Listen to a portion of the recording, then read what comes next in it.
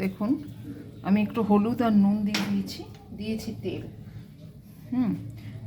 আমি বাঁধাকপি রান্না করব, আমি চিংড়ি মাছটা ভাজবো। এই হলুদ নুন কড়াইতে তেলের সঙ্গে দিয়ে দিলাম। এই মাছটা পুরোটা আমি এখন ভেজে নেব।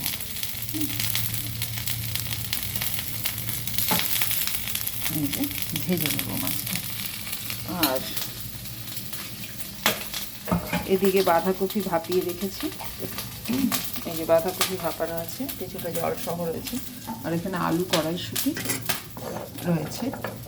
এখান থেকে তুলে 4টে কাঁচা লঙ্কা দেবো, একটু হলুদের টুকরো দেবো, একটু আদা দেবো, আর টমেটো দেবো, আর এখানে জিরে ধনে গুঁড়ো এগুলো দেবো।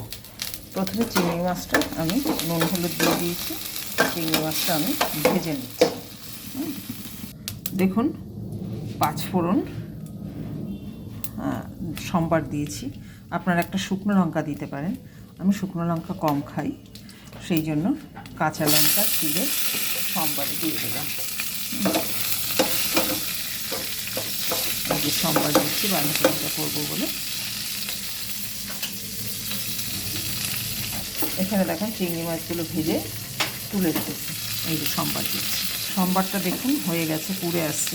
আমি দিয়ে দিলাম আলু আর কড়াইশুঁটি। এটা এখন ভাজবো, এটা দিয়ে দিলাম।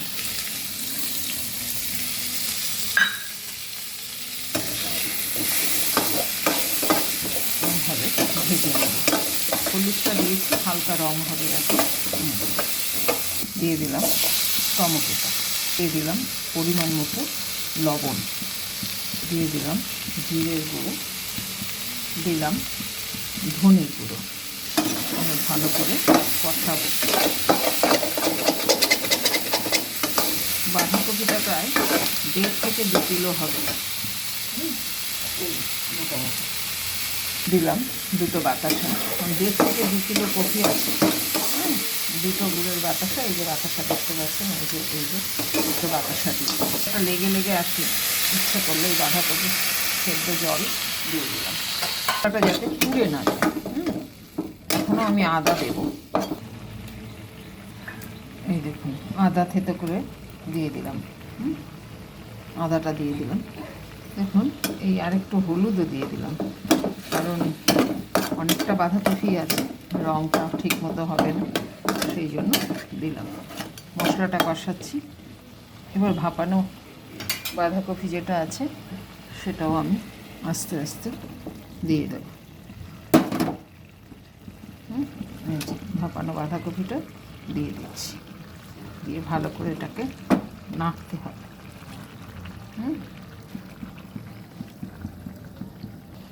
এই দেখুন এরকম হয়েছে, কিন্তু এখনও জল আছে। আর আলুগুলো সেদ্ধ হয়ে গেছে। আমি আলুগুলোকে একটু ভেঙে দিচ্ছি, তাতে তরকারিটা আরও ঘন হবে, ভালো হবে। এই দেখেন আলুগুলো সেদ্ধ হয়ে গেছে। জলটা একটু কমে যাক, তারপরে আপনারা পরিমাণ মতো নুন হলুদ যা লাগবে দিয়ে দেবেন, দেখে নেবেন, একটু দেখে দিয়ে দেবেন। এই যে আমি একটু ভেঙে দিচ্ছি, তরকারিটা মোলায়েম হবে, আলুটা ভেঙে দিলে পরে। এখনও আরেকটু হবে, জলটা টেনে আসবে।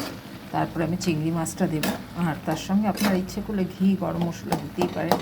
আমি যেহেতু চিংড়ি মাছ দিচ্ছি ঘি দেবো না, তবে জলটা টেনে আসলে তরকারি, তখন আমি একটু সরষের তেল দিয়ে নামিয়ে নেব। দেখুন জলটা পুরো টেনে গেছে। এখন আমরা এই চিংড়ি মাছটা দিয়ে দিলাম, ভালো করে মিশিয়ে নেব। আর আপনারা দেখে নেবেন লবণ টবণ সব ঠিকঠাক আছে নাকি, নালে দিয়ে দেবেন। আর একটু দিয়ে দেবো সরষের তেল, তেলের একটা ধাঁচ আছে, এই জন্য দিলাম। এবার নেড়ে চেড়ে নামিয়ে নেব। দিয়ে দিলাম সামান্য পরিমাণে ঘি দিয়ে দিলাম। দেখুন এবং ঘিটা না দিলে পরে বাঁধাকপির একটা ভাওটা গন্ধ হবে। এবার নামিয়ে নেব। এভাবে আপনারা করে খেয়ে দেখবেন কেমন হয়েছে এবং আমাকে জানাতে ভুলবেন না।